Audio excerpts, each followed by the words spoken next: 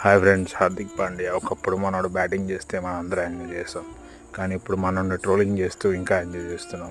But ఎక్కడో చోట ఆపాలి కదా. ఆపకపోతే మనోడు చాలా డిప్రెషన్లో వెళ్ళేటట్టు ఉన్నాడు. ఎందుకంటే మ్యాచ్ పరిస్థితులు చూస్తుంటే ప్రతి మ్యాచ్ ఓడిపోతున్నారు. చాలా దారుణంగా ఉంది ఈరోజు ముంబై ఇండియన్స్ రాజస్థాన్ రాయల్స్ మ్యాచ్లో అయితే మరీ దారుణంగా ఉంది పరిస్థితి.